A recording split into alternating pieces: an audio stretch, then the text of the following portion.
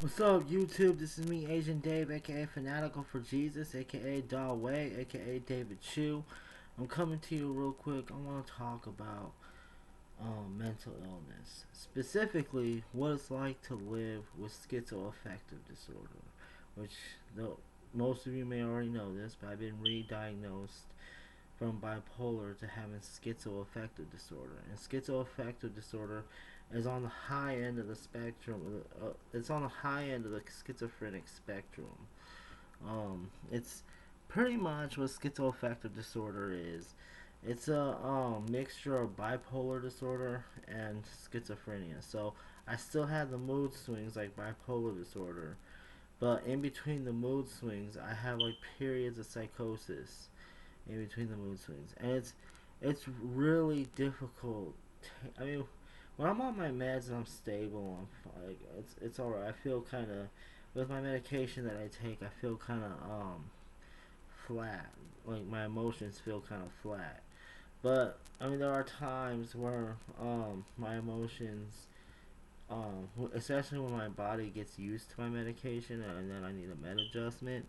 Like there are times where my emotions do fluctuate even more, and um, like right now I've been hypomanic for the past couple nights now, and that's why for the past few nights now I've been up like pretty much all night, and I feel like I'm full of energy because I'm hypomanic. And for those of you that don't know what hypomanic is, it's just pretty much you get bursts of energy, like you start engaging in high risk behaviors like spending a lot of money, having a lot of sex with multiple different people. Um, like those are some of the common signs of hypomania. You get irritable, very easily, and like those are some signs of hypomania. Um, and when I get hypomanic, I experience all those. Thankfully, I never I've only the only times I've had sex was with women that I was in a relationship with. But I never, thank God that I've never actually just randomly had sex with a whole bunch of random strangers, like a lot of people who have my mental illness do. Um, I don't know. I believe that was God protecting me from that. But yeah, like, but I do have a tendency to when I get hypomanic, I do have a tendency to overspend and spend beyond my means because I don't know. It's a whenever I spend money, it's like a rush that goes through my head, and like I want to keep on spending money. Like, um, that's why I have a whole bunch of books that I haven't even read yet. Like, I haven't even read half the books in my book collection, but I keep buying books because I get hypomanic. I want to buy. Like, um, and then, um, when I know that I'm not doing well, I start getting auditory hallucinations. I don't get like hearing voices. Hopefully, I don't get that for a while. But what I do hear instead of voices, I hear a rooster crowing. Like every time I every time I like get unstable, I start hearing the rooster crowing. That's a sign to me that I'm getting unstable. Like it's just that's what I hear. I hear the rooster crowing all the time. Now I haven't heard the rooster crowing in like at least like probably like a month now. Like, but um, when I get unstable, like I do hear the rooster crowing. Um, Another thing that happens to me is well, I could go full blown manic, and when I go manic, I've only gone full blown manic twice in my life. And I know I've said this before, but the first time I went manic was when I was like 19, I think, and I was going around telling people I was the Antichrist and telling people to bow down and worship me. Like, and that was a really dark time in my life to begin with because I was very anti-Christian at the time, or not anti-Christian. I'm more or less anti-God. Like, but I just took my anger out on Christians because I couldn't do anything to God, so I decided to take out my anger on his followers. But that's for another story altogether. But I was very anti-Christian for the longest time, and I was was going around telling people I was in a manic episode where I was going around telling people that I was the Antichrist, and and like I don't remember these incidences when I was manic. I just these are what people have told me that I've done. I don't have any memory of these manic episodes. Like um yeah, that's the thing about mania, is you have people who go through mania.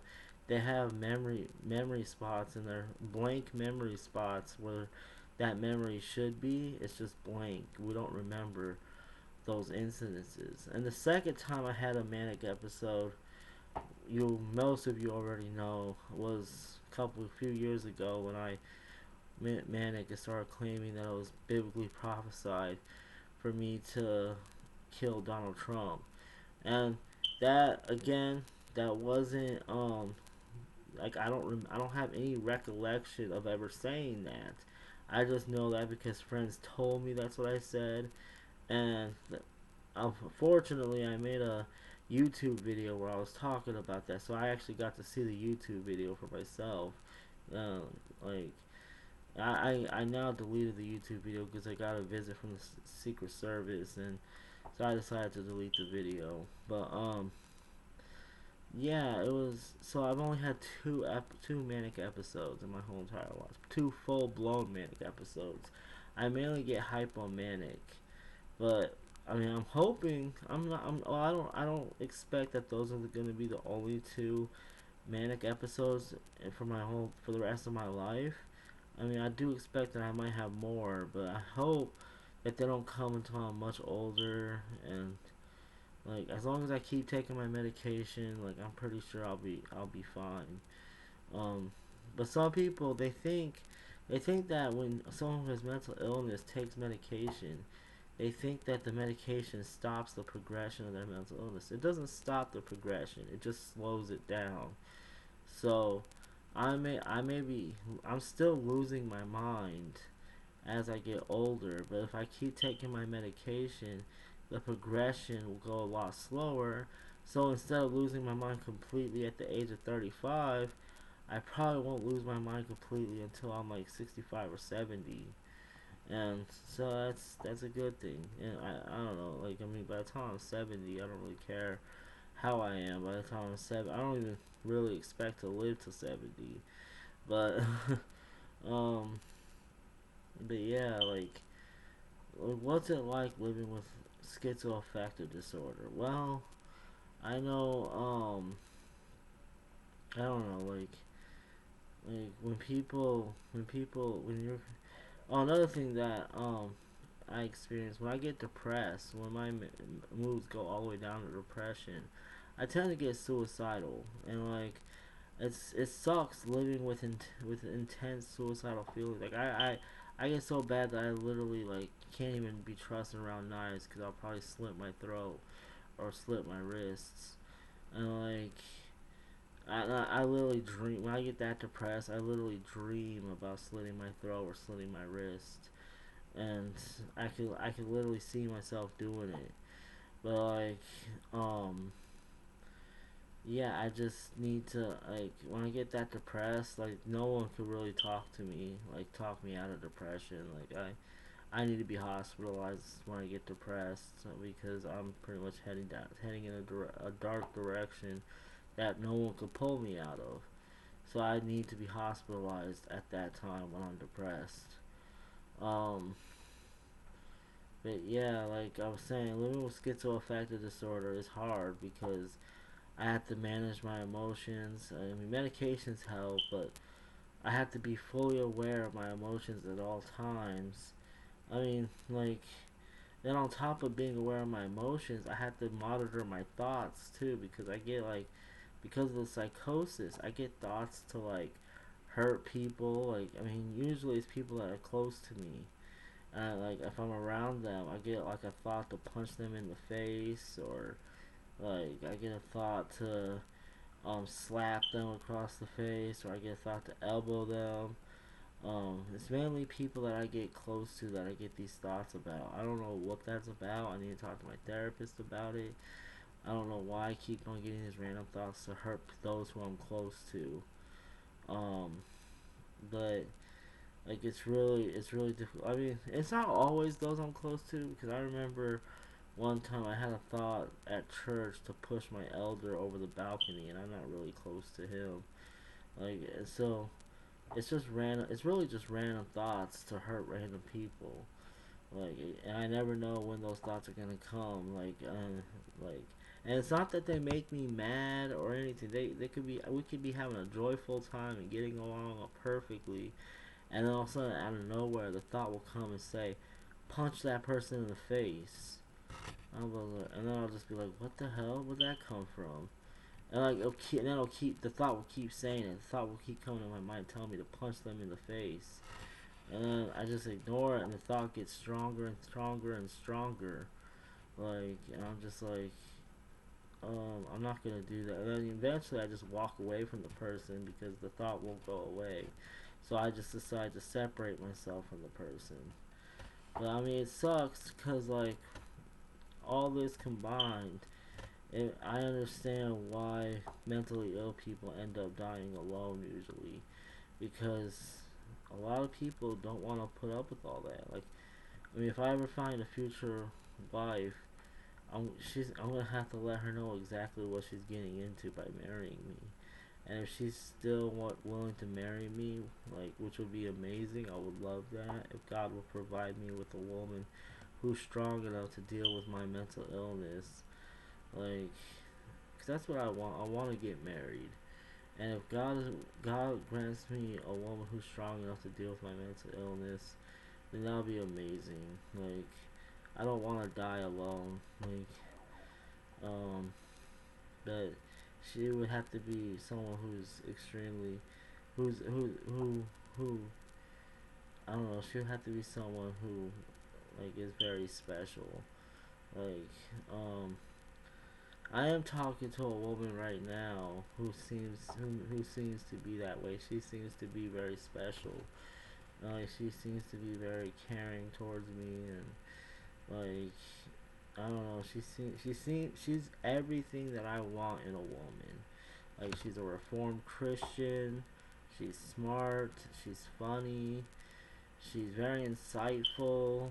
She understands my mental illness, and she doesn't see that as a deterrence to deter her away from me. She wants children. She's hardworking.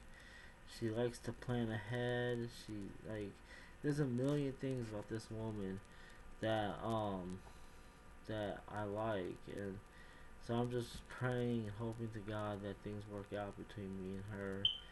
And um I I I bring this up to you guys because I know you're my YouTube family and a lot of you are Christians. So I'm asking you guys to keep me and this girl in your prayers. I'm not gonna mention her name because that's none of your business what her name is, honestly. But just pray for me and this girl, and pray for me about my mental illness, that God will shield my mind from getting any worse. Like, it would be amazing if God shielded my mind and kept me from losing my mind even in old age. Like, um, but I'm getting way off track. This video is supposed to be about living with schizoaffective disorder. Like, living with schizoaffective disorder is really difficult. Like, I mean, like, people think that that mental illness is all in our head, and like, essentially it is in our head because it's a chemical imbalance in our brain, but it's not something we could just turn off. Like, I wish whenever I heard the rooster crowing, I could just say, "Rooster, turn off," and the rooster will shut up. But it doesn't work like that. Just like when my mom hears her voices, like, she can't just say, "Voices, shut up," and the voices will shut up. No, a lot of the times when you do that, they get louder. And then, like, I've done that. I tried that. I tried to rebuke the rooster in the name of Jesus, and the rooster just got louder. Like, and then, like, earlier today or yesterday when I was at the hospital with my mom, I came out of the I would go outside frequently for a smoke break, and there was these revolving doors, and every time I go through the revolving doors, I would get like a paranoid thought in my mind telling me the revolving doors are going slower because of me, because just for me, just to aggravate. Well, I was thinking in my mind that the security guard behind the desk made the revolving was pushing a button to make the revolving doors go slower just because it's me walking through the revolving doors. And I understand that's a complete absurd thought, but that's what was going through my head. I kept on getting irritated every time I'd go out for a cigarette because I kept on thinking the security guard was pushing the button to make the revolving doors go slower just to irritate me. Like I almost at one point I almost said something. I'm glad I didn't, because I probably would have got kicked out of the hospital. But it's difficult to live with schizoaffective disorder. You can get on the right medication, but like my doctor says, I'm on the best medication for schizoaffective disorder, and yet it's not fully working for me. Like it's not like it's not completely working for me. I need it to. Um, I don't know what to do because he's not willing to try me on any other medication because he said they're weaker medication. And he said, why would he take a strong medication off of me just to give me a weaker medication?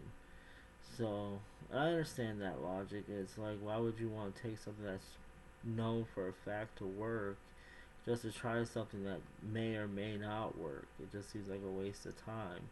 And honestly, I don't want to risk trying a new medication that might not work because I'm taking medication that does for the most part work.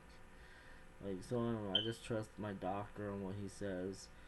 But it is a hassle. Going to the doctor's office every month, and I wish, I don't know. It is a hassle, but it's something I gotta do. I'm actually seeing the doctor. I think in a couple days. But I'm gonna do a video where I talk about my visit with my psychiatrist to let you guys know how that went. If you would like me to. I know I've done videos about my psychiatrist appointment before, but no one really seemed to care. I mean, I may or may not still make the video about my psychiatrist appointment and how it goes because it's my channel. I can talk about whatever I want to talk about. But yeah. So it's really I I don't know. Living with schizoaffective disorder.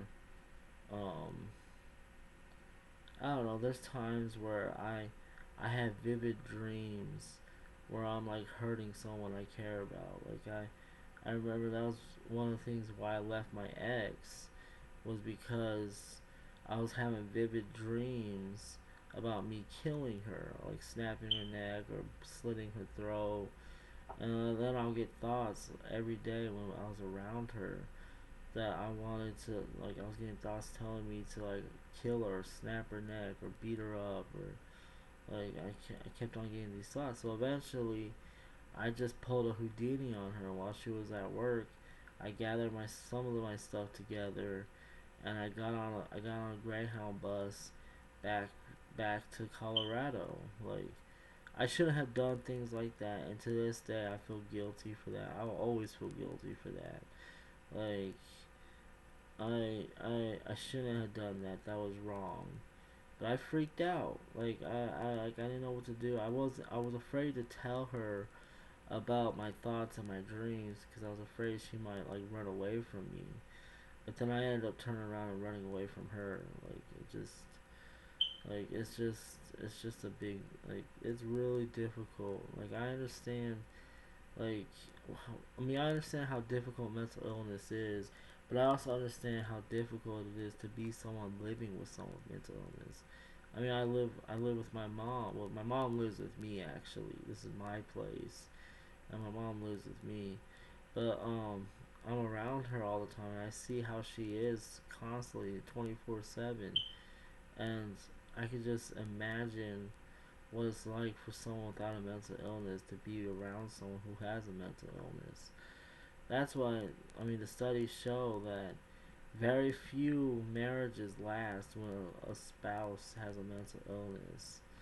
Most marriages end up failing, and like it's the odds just don't look good. I mean, it's I'm not saying it's impossible for someone with mental illness or schizoaffective disorder to have a happy marriage. I'm not saying that's impossible. I'm just saying it's extremely difficult and it's not common.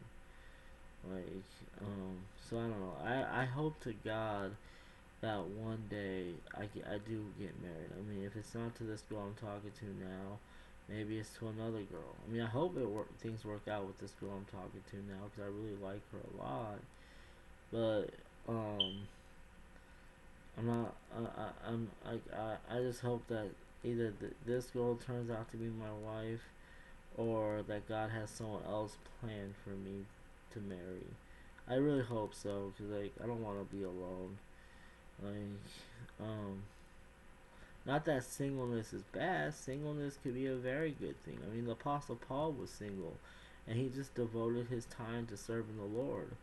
So I mean, in a lot of ways, singleness can be a gift, but it's a gift I don't want. But yeah, like it's a gift I don't want, but it's a gift that I'm willing to live with it if there's no one for me. Like I just gotta make sure I'm taken care of. That's all. Like if I don't have someone to marry, then I'm probably gonna put myself in a mental health group home because I know my sisters probably won't put me in a mental health group home. They might, but I don't know if they will. I don't know. Like they very well might do that if I get bad enough in my mind, but I don't know like for sure if they will or not. But yeah, I know this video is kind of all over the place. Like I guess I had a lot on my mind that I wanted to talk about. Um yeah, so that's all I have to say for now.